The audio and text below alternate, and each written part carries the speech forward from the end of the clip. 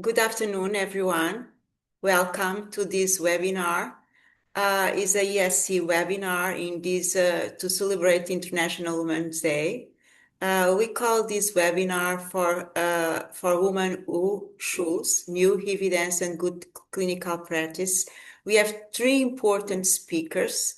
Professor Manuela Farris from Italy, Professor Nancy Kidula representing the WHO, and Professor Daniela Faranna from Argentina representing the AMADA. Before we start the webinar, and I want to say some practical things about this. In the end of each lecture, you can put your questions in the site, and we will answer to all questions. In the end, if we have a lot of questions, we will send you some answers later. A few words about ESC. ESC is the European Society of Contraception and Reproductive Health.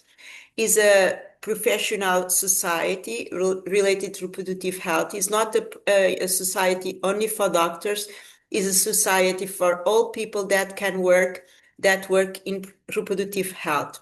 It's mainly a European society, but now because we have affiliated societies and members from everywhere, it's like more a global society, and is related with professionals that are worried and work on reproductive health and rights, including facilitating people to inform decision and choosing the contraceptive methods.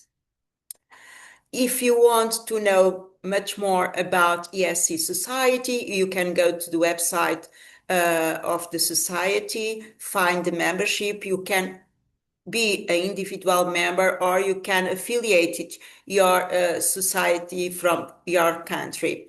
What are the benefits? Is the access to open access to European Journal of Contraception and Reproductive Health Care, free access to the webinars, and reduced resistance free in Congress. We want to invite all of you for the next ESC Congress. Will be the 18th ESC Congress. Will be in Belgrade. We are very proud to go to Belgrade in Serbia. The Congress will be in the first week of May of this year. And you can follow us in social media, Instagram, and other social media. You can find a lot of information regarding society. But let's go to the webinar. And we are here because in the 8th of March will be the International Women's Day. And every year on March 8th, International Women's Day, invite the world to celebrate progress and recommit to unfinished work. In fact, among the most urgent of this unfinished task is the protection and advancement of women's reproductive health and rights, a cornerstone of gender equality that remains fragile, contested, and uneven realized across the globe. Yes, in many places, reproductive rights are being rolled back, then expanded. Access to contraception, safe abortion, comprehensive sexual education, and respect for maternal care is increasing, shaped by policies instead of evidence. So this day is more than a celebration. It must be a call to action. The Women's Day remains not just a celebration of progress, but a reminder of our responsibility. And now I call the first speaker. First speaker is Professor Manuela Farris. Manuela is the vice president of our society. She came from Italy. She works in Italy, and she is a gynecologist and obstetrician, and is the vice president of society that I have already said. She is counselor of Italian Contraception Society since 2004, and is member of Italian Society of the Childhood Gynecology of Adolescents. She works she lives in Rome. She works in Rome, but is very well known in Italy and European. She was as a clinician and as a researcher, and we are very honored that we have a member from Italy in our society and the vice president of the society. So Manuela, now the floor is yours, and you will talk about counseling on contraception. That is a very important topic. Welcome, Manuela, and thank you Thank for you. being Thank you here. very much, Teresa, for your introduction. It's a great pleasure for me being here in this webinar, also for those things that you already said about the International Women's Day.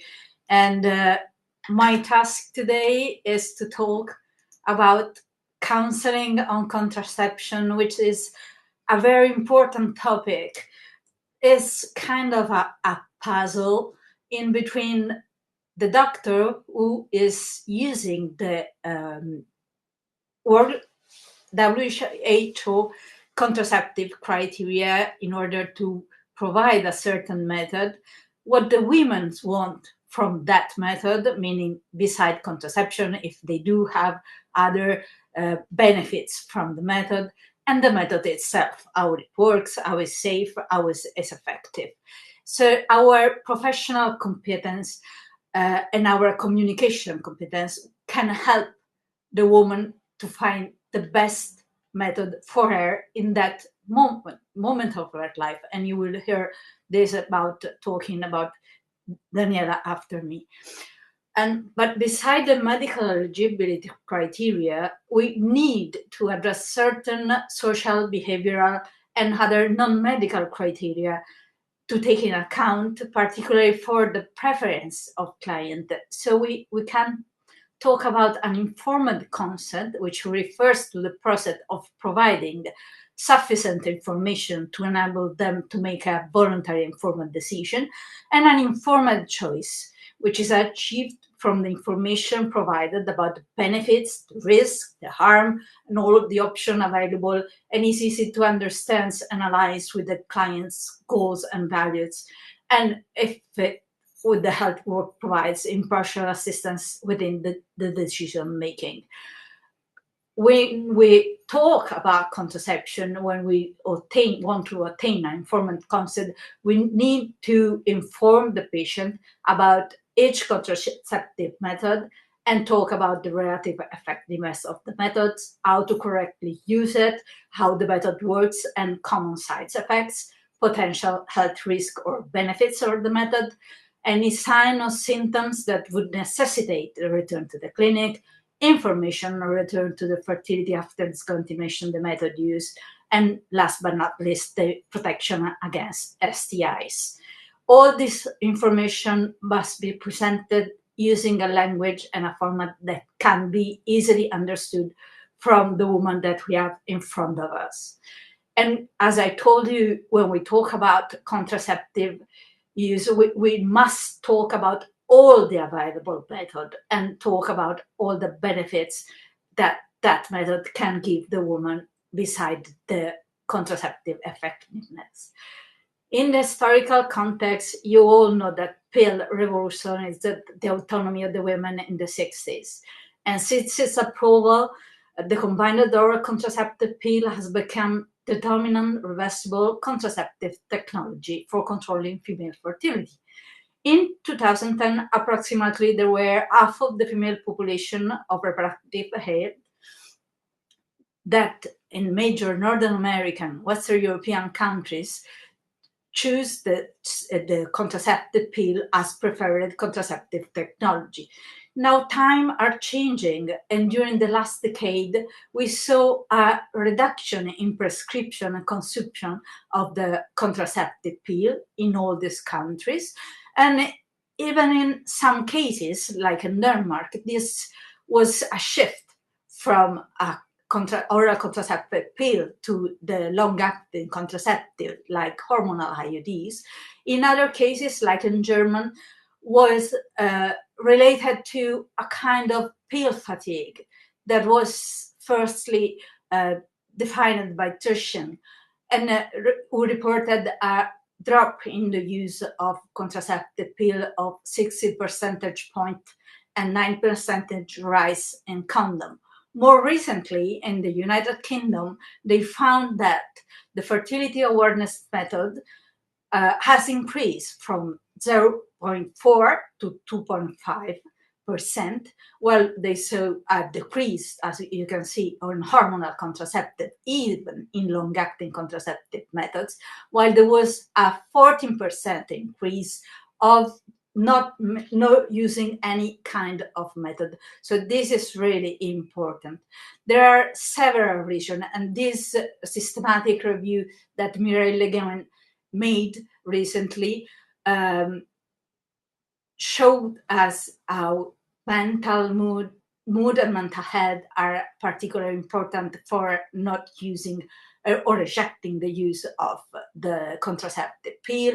There are physical side effects like weight gain or the fear of weight gain. A number of women reported a decrease in libido or vaginal dryness, so an uncomfortable sex, a desire for what they call naturalness, so rising toward hormone-free living that some women ask for, and long-term health fears like concern about future fertility, and of course the social media and misinformation where TikTok and YouTube influencer amplified negative experience. But what this review also told us and highlighted that several criteria enter into consideration in selection of a certain contraceptive method, and many arguments referred directly to health concern. So whether they were mental, physical, or sexual, they wish to avoid adverse effect, even they are just perceived and not already experienced. And what the women refer, and also the men who were asked about, said that they had the feeling that these hormones were disturbing the natural body balance, and also that there was some more healthism and desire of naturalness. And even though we can criticize this concern, we need to consider them during our counseling to offer a patient-centered approach. And also it seems that most of the women's fears are rooted in the fact that they feel that as a healthcare professional do not inform them sufficiently and do not involve them in the decision-making process, which is really, really important. And also women perceive that this inadequate response to their questions make them feel more insecure about hormonal contraception and led them to seek other sources of information, particularly internet, where everyone goes to search information, and when you know that as a place where inaccuracies and misinformation abound. We need anyhow to emphasize this Generation Z, because we are talking about adolescent practically, this negative view of hormonal contraception, and we must to listen to them and try to find something which is more aligned in their life, and we can suggest them.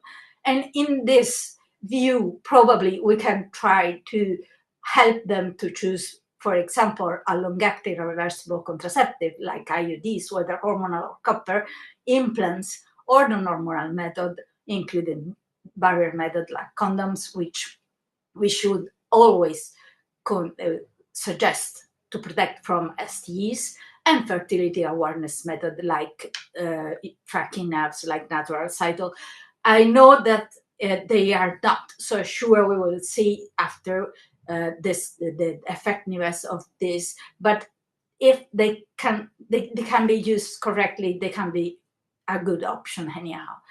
And counseling is the more important part of contraceptive counseling with adolescents, because particularly on long-acting, there are lots of misconceptions. This review showed how many papers were effects on fertility, for example, like LARC causing fertility of difficulties, LARC protect against STEs and other misconception that we can address. And this paper from Giulia Durante showed us how we can address some myth and how to respond to the adolescents in order to explain better them how to use a long-acting contraceptive method like implant or IUD, whatever it is.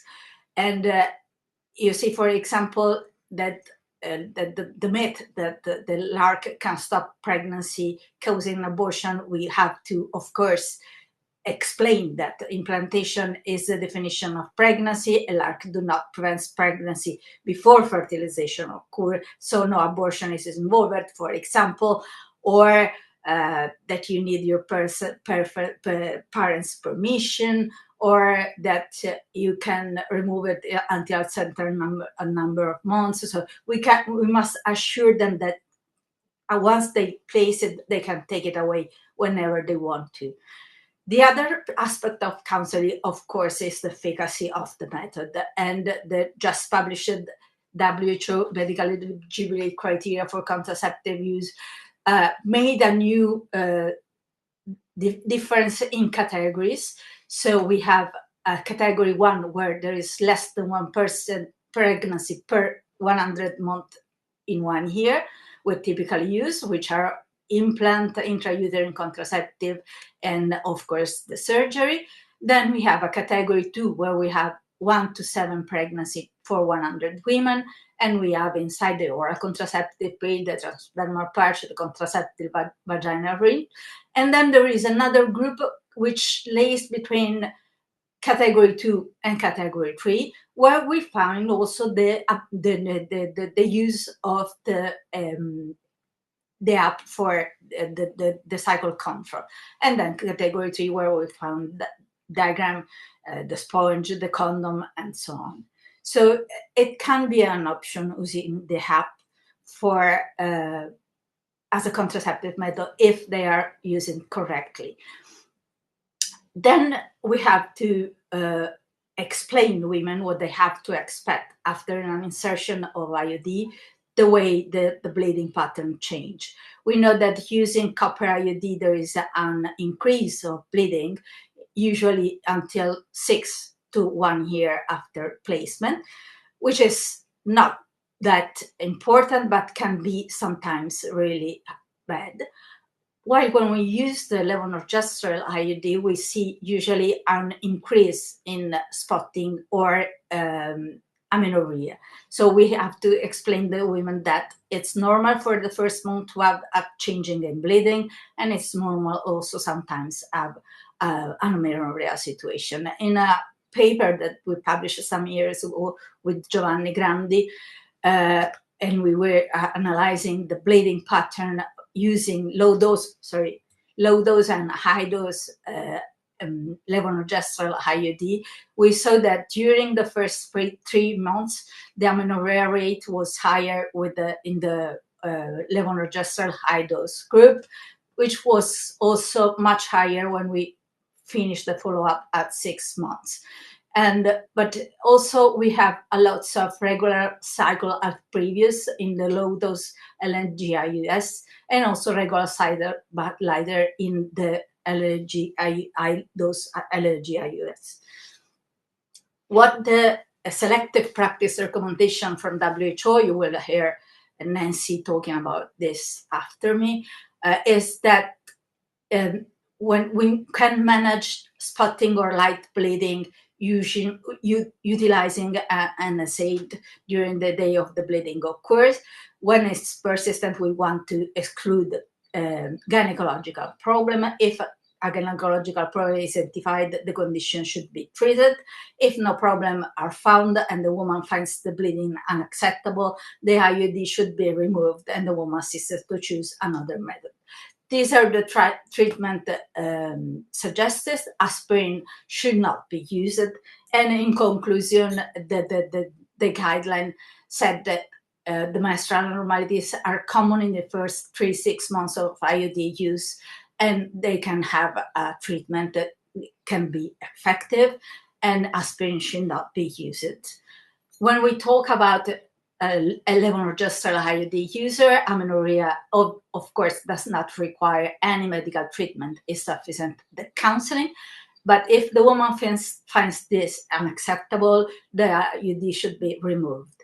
When spotting or light bleeding is not harmful and usually decrease of time, so we need to exclude, of course, gynecological problem when it happens.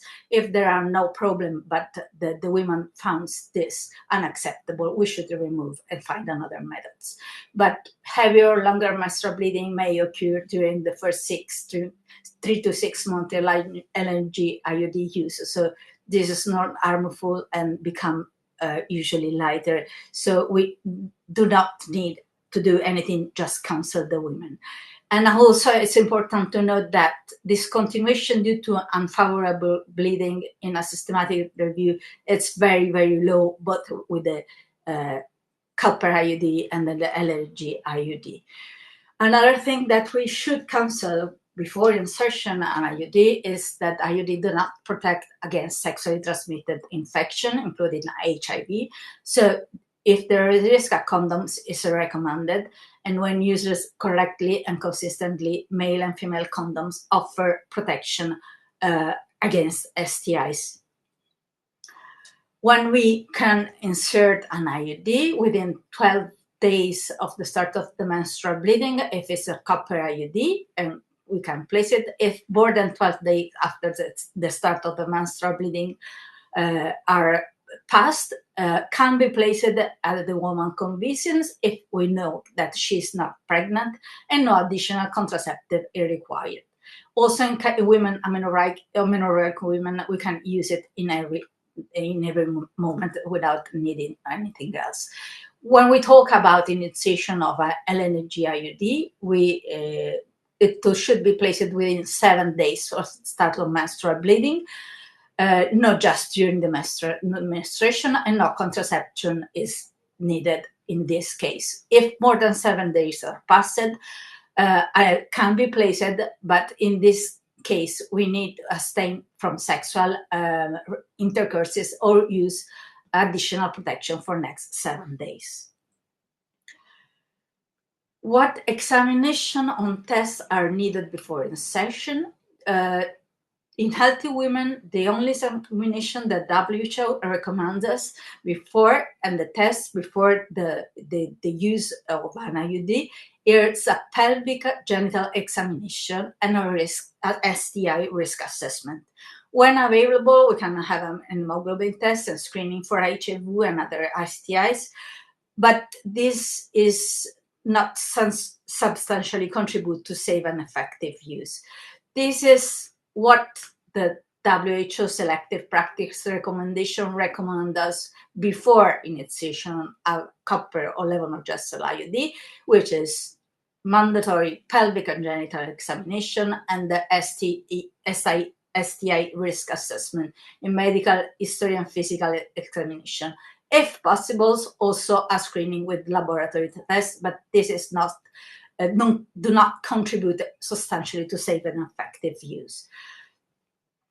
The use of prophylactic antibiotics in IUD placement is not generally recommended. It is, of course, recommended in those women who had, for example, a cardiac valve disorder. And in this case, we are talking about the provision of an IUD placement with copper IUD. No evidence is identified for prophylactic antibiotics for the placement of the LNG IUD. So these recommendations are based only on the evidence of the copper IUD. If in one case can happen that after placement an IUD occur and pelvic inflammatory disease occur, it should be treated with appropriate antibiotics. There is no need to remove the IUD if the woman wishes to continue to use it. If she does not want to keep it, the IUD, it should be removed after the antibiotic treatment has been started. And if the IUD is removed, the woman should consider using emergency contraceptive pill or other contraceptive method if appropriate. If the infection does not improve, anyhow, we should be considered to having the IUD removed while continuing the antibiotic. If the IUD is not removed, anyhow, the antibiotics should be continued. In both circumstances, the women's should be closely monitored. And comprehensive management of SAT should be provided, including counseling about condom use. When we need to have a follow-up after the placement, the minimum follow-up visit is recommended after the first menses of 3-6 weeks after placement. Women should be advised to return at any time to discuss whether side effects or other problem, or if they want to change the method, and they should be advised to return when it's time for the IUD to be removed. There are very, very few absolute contraindication to the use of intrauterine contraception, which is the pregnancy, puerperal sepsis, immediate post-septic abortion, unexplained vaginal bleeding before evaluation, gestational trophoblastic disease with persistently elevated HEG levels or malignant disease, cervical cancer awaiting treatment for the initiation of both the methods, copper or LNG, endometrial cancer, both for initiation, and breast cancer, just current breast cancer in case of LNG IUD. Uterine fibroids that distort the uterine cavity, and also anatomical abnormalities that can distort the cavity. Of course, a current PID is a contraindication, and current purulent cervicitis or chlamydia infection or gonorrhea are category 4, and tuberculosis pelvic also is a category 4. What I want to conclude is that probably the contraceptive counseling is an art, and we need to have a patient-centered communication, inform and educate her, make a shared decision-making, and tailor the contraception to each woman. Thank you very much for your attention. Thank you, Manuela, for this wonderful exposition. And we will have the time for answers in the end of the 3 speakers. For now, we will have the second speaker, Professor Nancy. Professor Nancy Kidula will speak about WHO recommendation on medication to easy interval from intrauterine insertion. Professor Nancy is an obstetrician and gynecology with over 30 years of experience in clinical and public health. She is based at the WHO headquarters in Geneva as a medical officer in the contraception, fertility care, and RTI research unit. Among other duties, she oversees the work on WHO normative contraception guideline, including the medical eligibility criteria and the select practice recommendation for contraception use.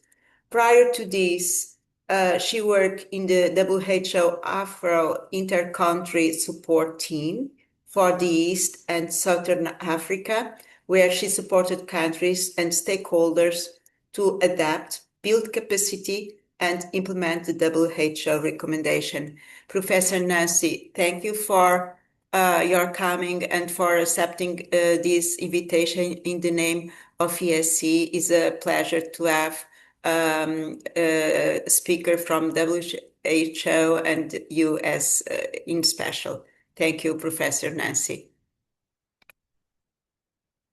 Thank you so much, Prof, and thank you for inviting us to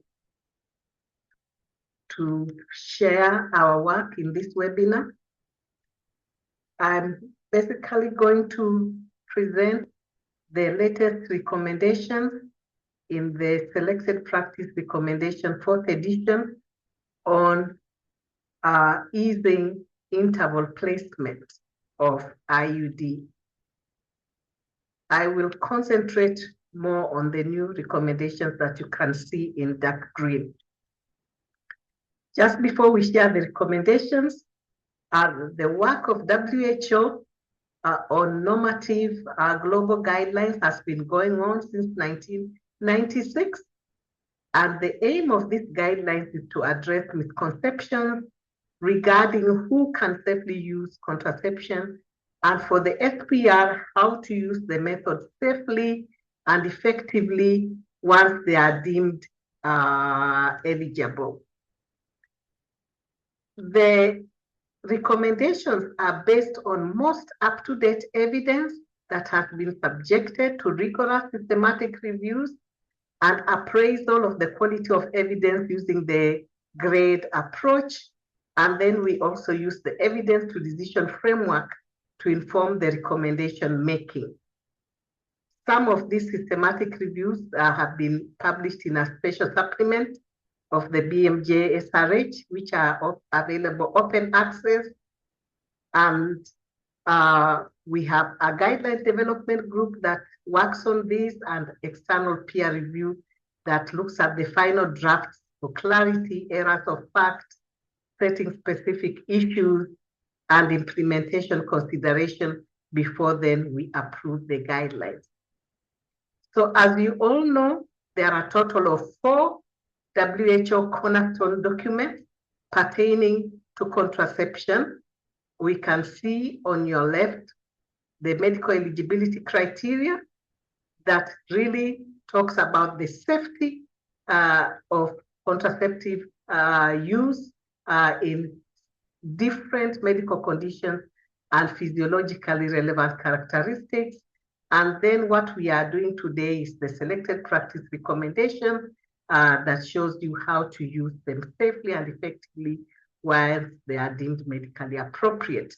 These 2 are mainly for policymakers and program managers, but for service providers, we distill the information into derivative products and tools, including the family planning handbook, the decision-making tool, which is the counseling tool, and then we have the medical eligibility criteria wheel.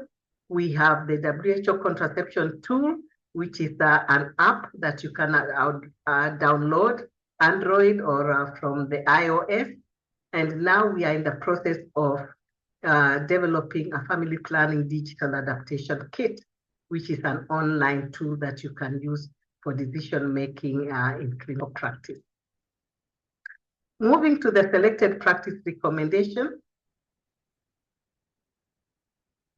we realized that incorrect use of contraceptive methods, even when they are medically eligible, is not safe because it leads to poor adherence, unwarranted side effects, increased risk of failure, and unwanted pregnancy.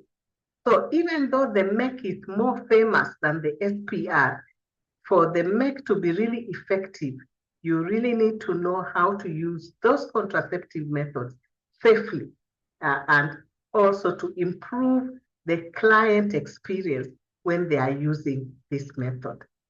We have now the 4th edition that we released last year, and we have one new topic on medications to ease interval insertion of IUD, but we also have expanded the section on informed choice and consent that Professor Manuela just presented.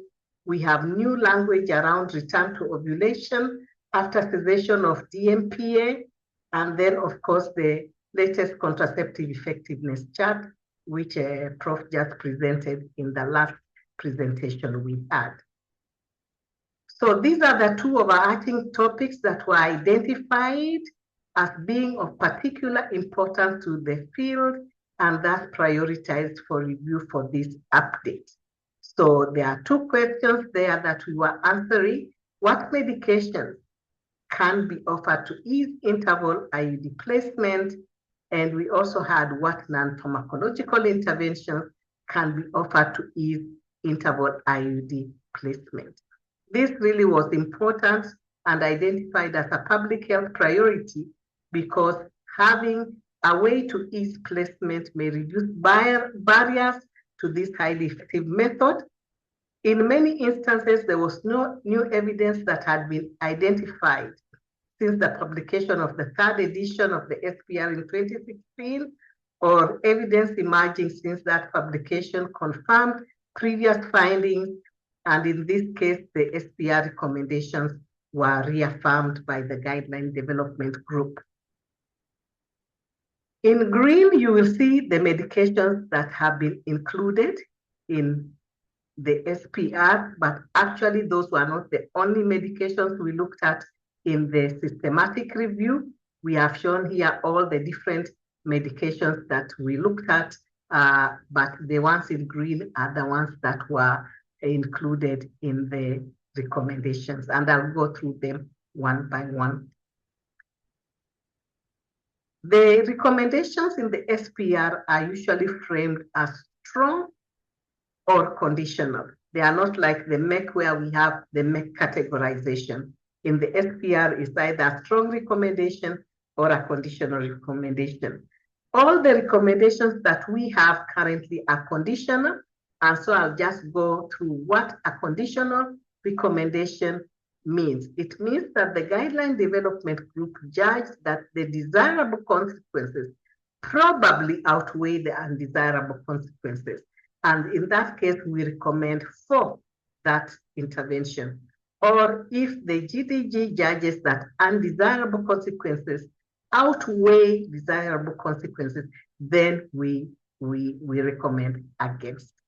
A conditional recommendation, different choices may be appropriate for some individuals or settings. So the choices may differ depending on individuals or in the place where the method is being used. And then resource requirements may also impact whether this method can be provided or not. And we leave the caveat that new evidence may result in a change to the balance of risks and benefits. So the first method we have is misoprostol. And the recommendations that we have is in yellow, and we recommended against the routine use of misoprostol before IUD placement. The recommendation is against routine use. However, it may be helpful in selected circumstances, for instance, after a failed placement. And this was a conditional recommendation.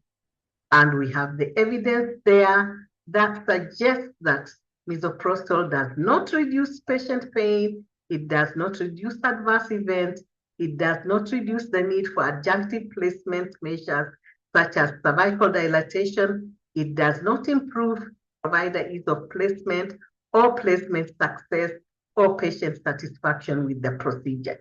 In fact, the evidence suggests that misoprostol might increase patient pain, pre-placement abdominal pain, or cramping and diarrhea, but it is not associated with other side effects.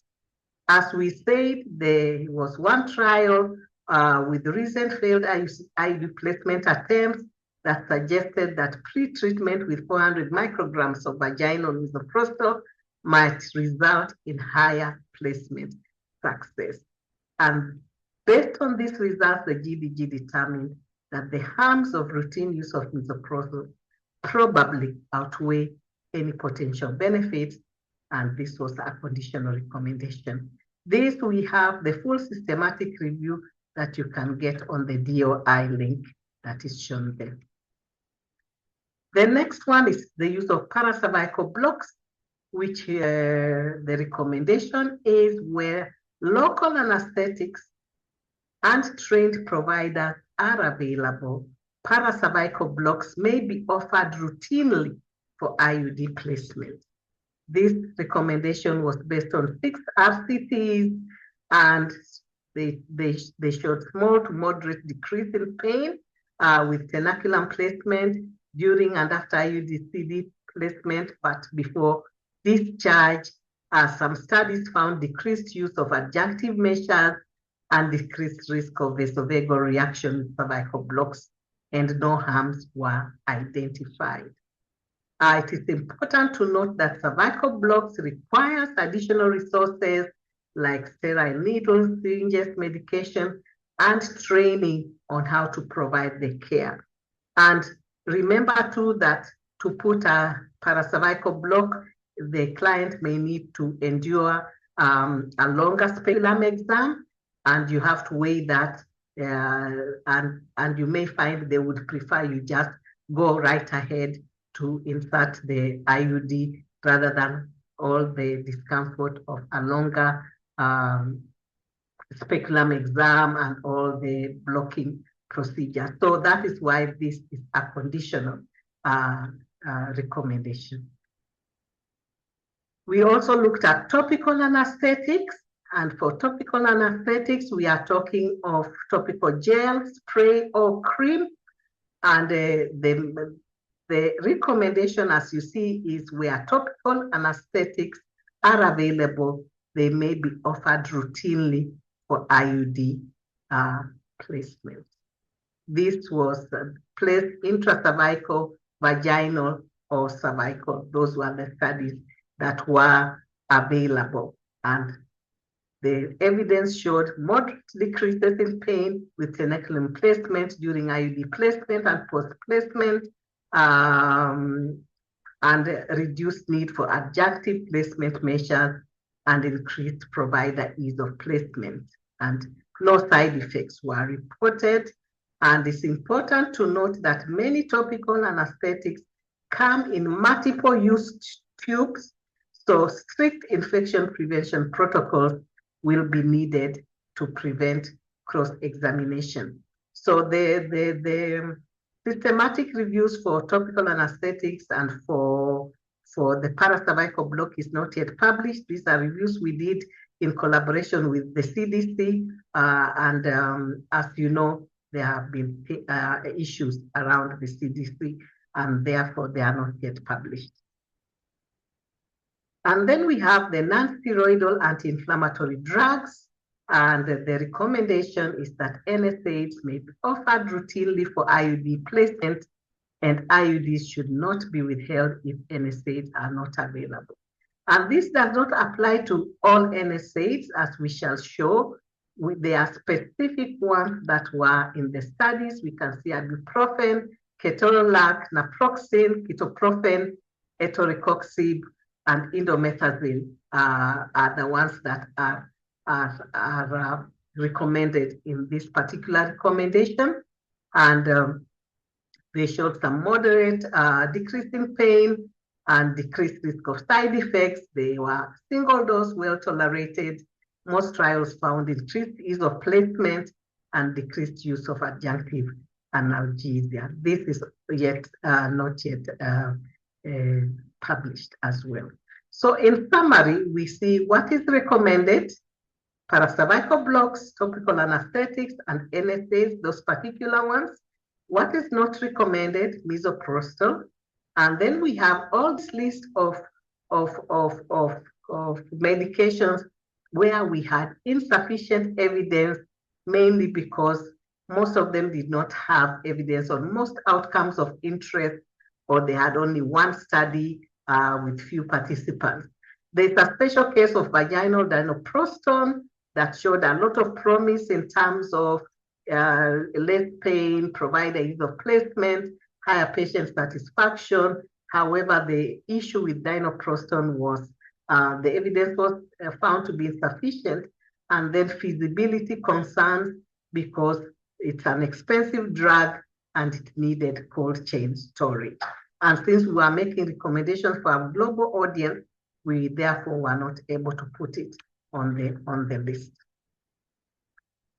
A little about the non-pharmacologic interventions to ease IUD insertion. We looked at acupuncture, cold compress, delayed bladder emptying, inhaled lavender, placement at different points across the menstrual period, placement during or outside the menstrual period, slow placement versus cough method, Valsava versus tenaculum, verbal analgesia versus tramadol, and virtual reality headsets. Those are what we looked at.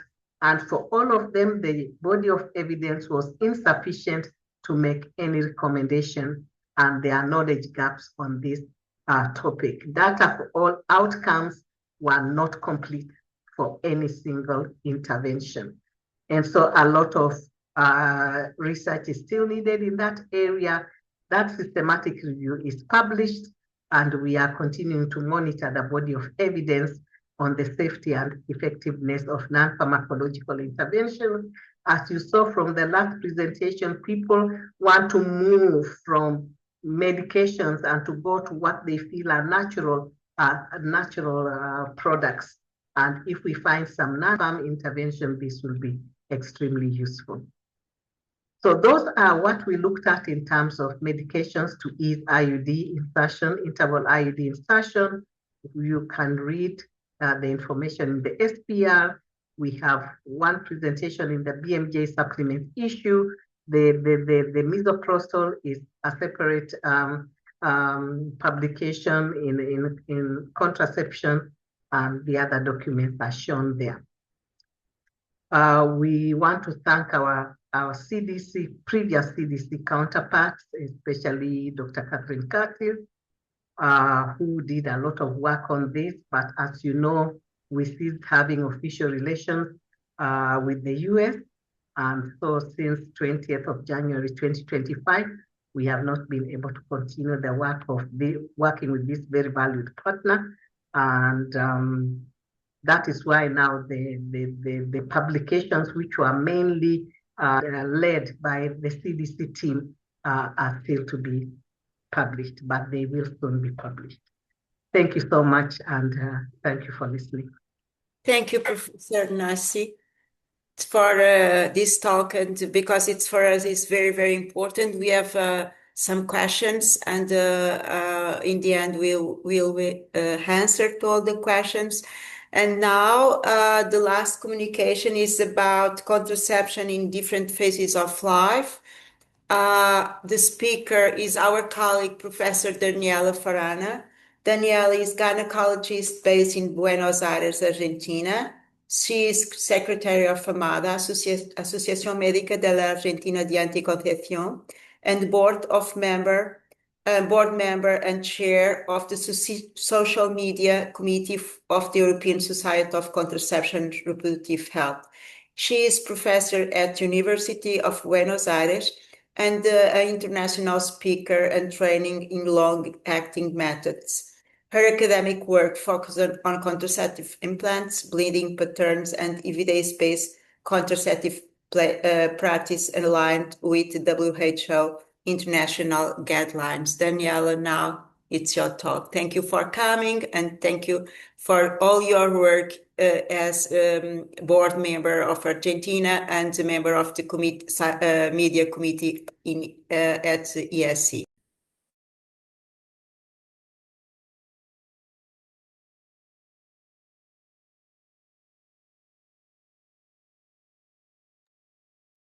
Well, thank you so much for inviting me to give this talk and also for that nice presentation.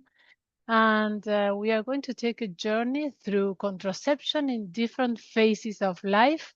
And well, follow with me this presentation.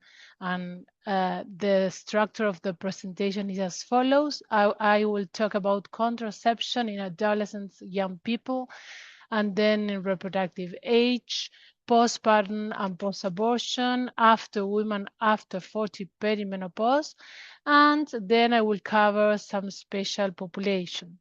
So what about adolescents? Well, we have to consider some counseling priorities. Healthcare professionals have to ensure confidentiality and also comprehension contraception counseling about all methods, but we have to highlight the benefits of the long-acting reversible contraception as the first-line option because of its high efficacy and low user dependency. So adolescents can use any contraceptive method. We know that there are some concerns about the depot medroxyprogesterone acetate use, but nowadays it's not so relevant because we know that bone density recovers after discontinuation. And we have to talk with them about STI prevention and STI testing. So these are the recommendation methods for adolescents as the WHO MEC 2025 shows us, and the LNG IUD and the copper IUD are category 2. And then for etonogestrel implant and combined hormonal method is category 1. And for the injectable, the trimestral injectable is category 2. Then we know that they, for example, in many countries in Europe, also in Argentina, most of them use condoms and oral contraception, but we have to promote the long-acting reversible contraceptives. And here is a visual table from WHO where you can see that the etonogestrel is category 1, and then DMPA and copper IUD, LNG are category 2. And there's a difference between UK and between WHO, because for UK there's no restriction for the IUDs, and for the WHO is category 2. Well, what about contraception of reproductive age? Well, we know and we have to consider that the use of combined hormonal contraception brings some contraindications, but for progesterone-only contraception, there are fewer restrictions, and then we have to offer them the non-hormonal choice because they can, for example, don't want hormones, or maybe they are suffering from breast cancer. So we have to know that copper IUDs, they have some contraindication and some side effects regarding the increased blood loss. And then the non-contraceptive benefits about the combined hormonal contraception, they are important because if we use the extended cycle regimens, we can reduce blood loss and dysmenorrhea. And then the use of LNG IUD, we know that they are very effective for heavy menstrual bleeding by 90%.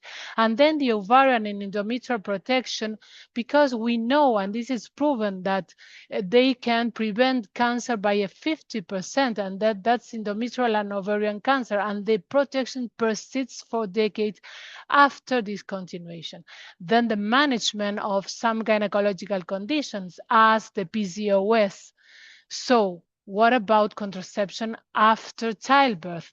Why is it important? Because the interpregnancy interval, if it's less than 12 months, we can have problems about maternal mortality, neonatal mortality. So contraception after delivery can be initiated immediately after childbirth if she desires, if she's medically eligible. And about the counseling, we know that it's a person-centered approach. So that is essential to know. And these are the options for them, the progesterone-only contraception. And what about the implant? Because we had some restrictions on label before, and now they are being revised. So nowadays we know that there's no problem and implants are safe for immediate contraception after childbirth. So we have to agree about some terms in the IUDs insertions, and the immediate postpartum is the time within the 10 minutes after placement, after placental delivery or at cesarean section. And then the early postpartum is within 10 minutes and 42 hours after birth. The intermediate postpartum, we have to avoid the insertion, and then comes the interval postpartum, more than 4 weeks after childbirth. So long-acting contraception for postpartum is important because it's high continuation rates. Then let's consider the female sterilization because it's a safe option for permanent contraception after childbirth. So postpartum contraception timing is the following. Immediate postpartum, we can use all the progesterone-only methods and start them immediately. Then day 21 is the combined hormonal contraception option if there's no VTE risk and not breastfeeding. Then from day 28, we can insert any IUDs, and after 6 weeks, we can use the combined hormonal contraception for not breastfeeding, and then for WHO is from 6 months if they are breastfeeding. So this is a visual table from WHO and from UK, where you can see that there's a difference between them about the immediate postpartum LNG IUD insertion, that for breastfeeding, WHO says category 2, and UK there's no restriction. And then for the whole methods, we can see the timing that for progesterone-only contraception, WHO says it's category 2 and category 1 for UK. And then from 6 weeks to 6 months is category 3 for the use of combined hormonal contraception. And then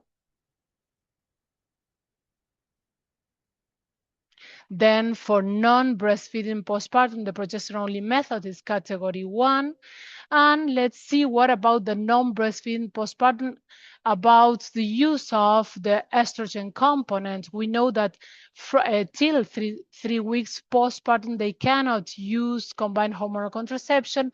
And then from 3 to 6 weeks, if there's no venous thrombosis, thromboembolism risk, they can use the combined hormonal contraception, and it's category 3 for BTB risk, and from 6 weeks postpartum is category 1. And then the key takeaways for postpartum contraception is to start early, to assess BT risk and a person-centered care, because we have to talk with them during pregnancy, ideally in week 22. And then post-abortion contraception, we can offer any contraceptive option, and immediately for the first trimester is category 1, and for post-septic abortion is category 4. What about contraception in women over 40 or perimenopause women? So why it still matters? Because although there's a decrease in estrogens or in ovulation cycles, they still need contraception and effective contraception. We know that hormone contraception can also mask the signs and symptoms of menopause, but the problem is that pregnancy after 40 carry great risk of adverse maternal and neonatal outcomes. And then the importance is the increased risk of cardiovascular disease, obesity, or breast cancer, because they may influence of the choice of contraceptive method. Then we have to talk about STI prevention and the bleeding assessment. And the use of DMPA, the depot medroxyprogesterone acetate. We know that women over 40, we should review regularly to assess the risk. And then from women over 50, we have to change the method. And the POPs, the progesterone-only pills, the key point is that they are not associated with increased risk of venous thromboembolism or stroke or bone mineral density changes. So the recommendations for the estrogen components for women over 40 is that we should choose the natural estrogen, the estradiol or estetrol. So because we know that they have a better metabolic profiles, but we know that nowadays the guidelines says that they have the same contraindication as the ethinyl estradiol component. So if we are in a public health setting and we don't have available the natural estrogen, we should use the component that comes with levonorgestrel or norethistron, and then try to reduce the dose of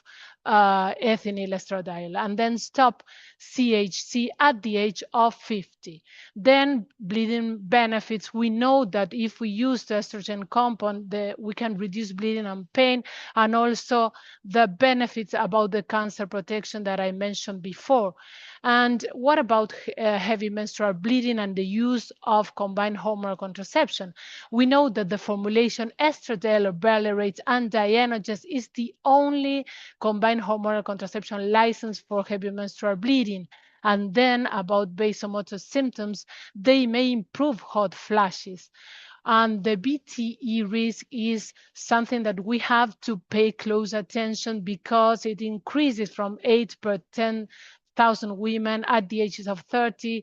If we compare to the ages of 45, that it will increase the number of cases of BT. So IUDs in women in perimenopause, this is important because the highest dose of LNG IUDs provides protection and endometrial protection if they are part of the HRT regimen, and this function is up to 5 years. And there's evidence that the use of LNG protects against hyperplasia and nowadays playing a role in the treatment of early stages of endometrial cancer. Then this is useful because if you insert Mirena at the age of 45, they can remain there if she desires until the age of 55. And about the copper IUD, if you insert the copper IUD after the age of 50, it can remain until menopause.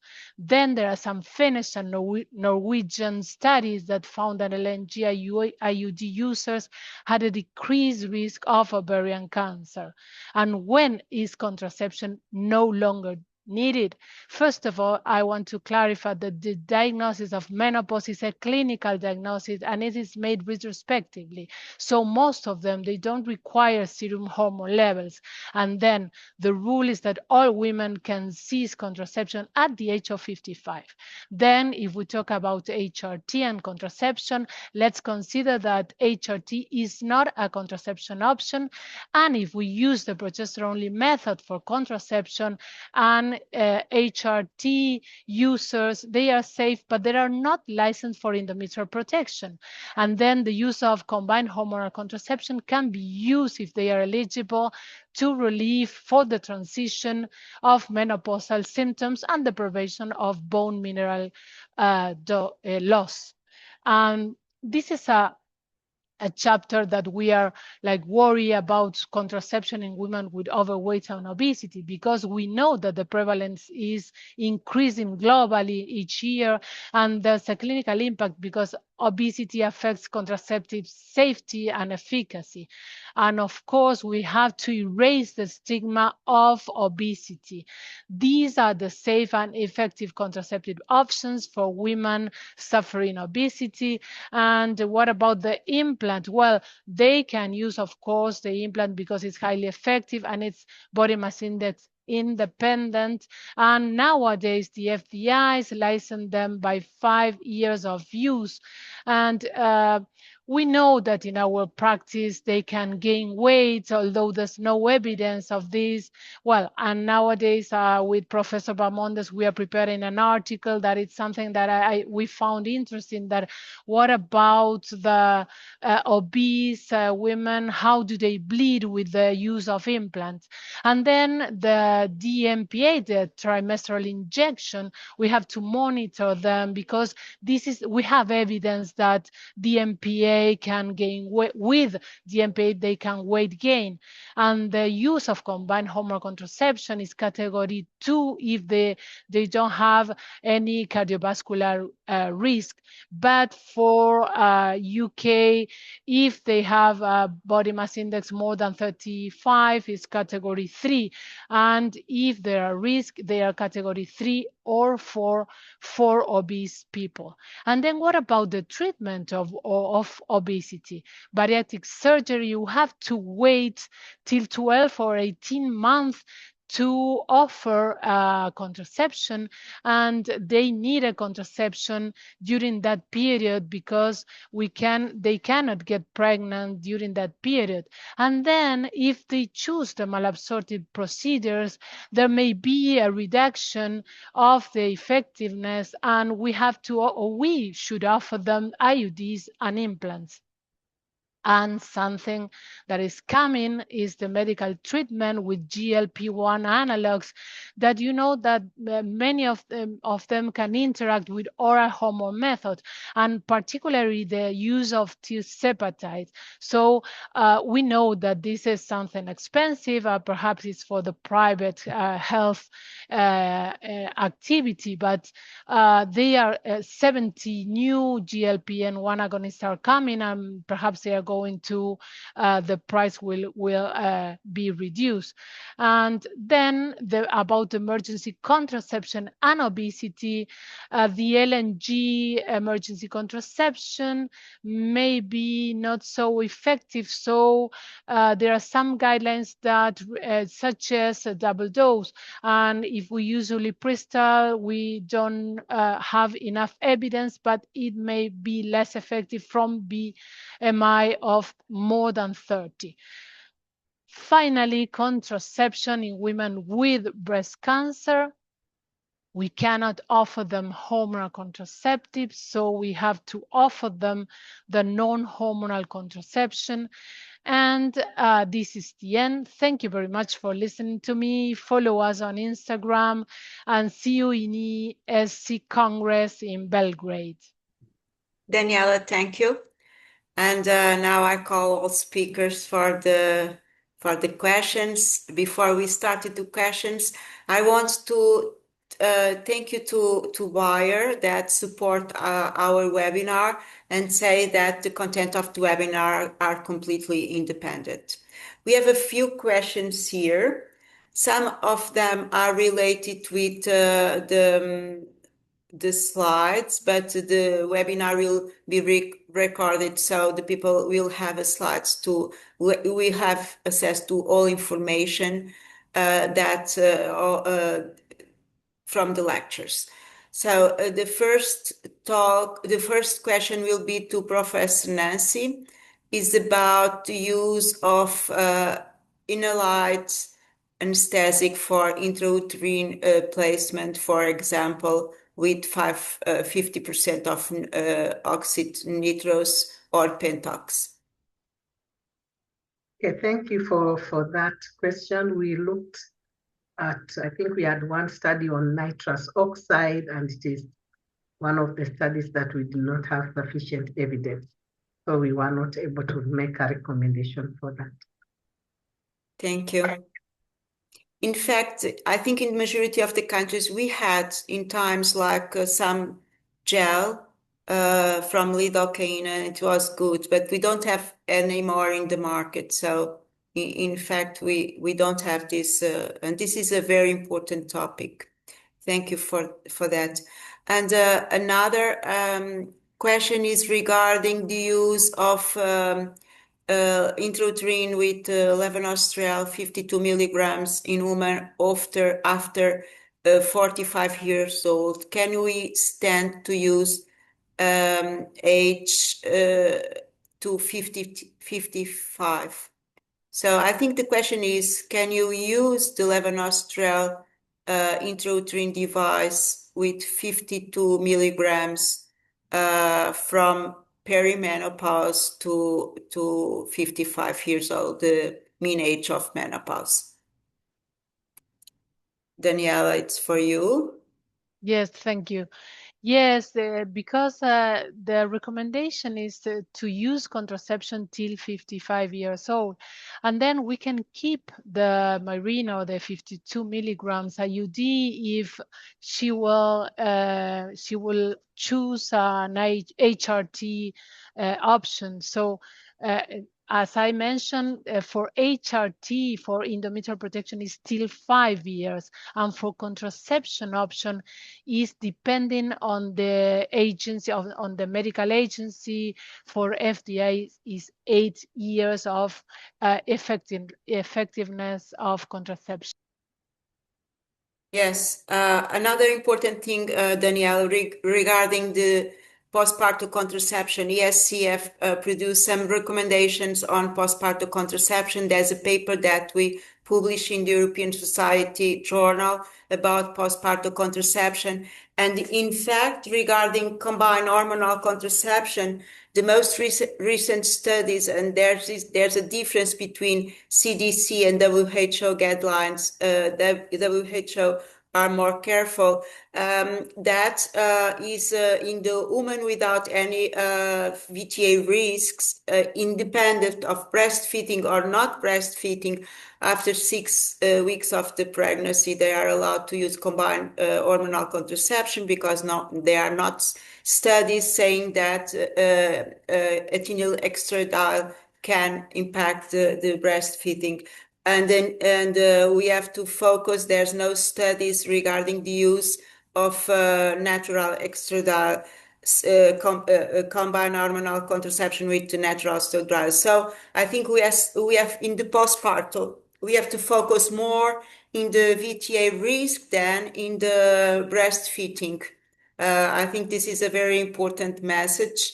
And another question that we have is, could we recommend women to use alternative tobacco products with combined hormonal contraception? I think this is related with cardiovascular risks of the tobacco, the smoking, and use of contraception, in special in perimenopause women. Daniela, it's for you. The question is about smoking. And it's about these artificial the e-cigarettes. smoking. Like we have a lot of women that are not smoking with traditional tobacco or with tobacco, and they are using this artificial way of smoking. Yes, about I think that we don't have enough evidence about e-cigarettes because they are coming with different components. We don't know what they are having inside. So the things that we know is that perhaps they are damaging more than tobacco. So I think that nowadays we have to follow the same as tobacco. I don't know if you have another suggestion or recommendation for e-cigarette. I don't think we have recommendation for that. What we recommend is that we cannot forget that smoking is an important risk. It's not only about cardiovascular risk, but it's about oncologic risk, breast, lung, and bowel. It's very important, the risk of cancer in smokers. So it's very important that people realize that smoking is not a good behavior, independent what they are smoking. If they are smoking traditional tobacco or artificial, or we don't have evidence enough with artificial. So we are near in time, and Teresa, I'm yes. sorry.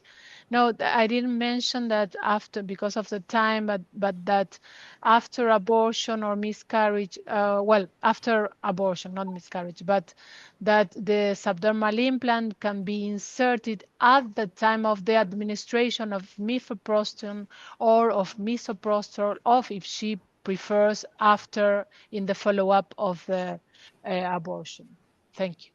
Thank you, Daniela. This is a very important topic to prevent, and because abortion is a very good opportunity for contraceptive counseling. And Manuela, do you want to say anything else? No, I was just going back with the problem of the e-cigarette. I remember that somewhere in some guidelines they were compared to normal tobacco. So it depends on what's inside, that's clear. But if it's some nicotine or something like that, it should be considered like normal tobacco cigarette. So it's just we should highlight to the people that they might have an increased risk of thrombotic risk. So they should consider it also with e-cigarette, not only with tobacco. And beside that, no, I agree with everything else we said. So I think it's time for closing. Thank you, everyone. Thank you, Manuela, for talk about counseling. In fact, counseling is the key of all contraception use and the individual contraception, tailored contraception.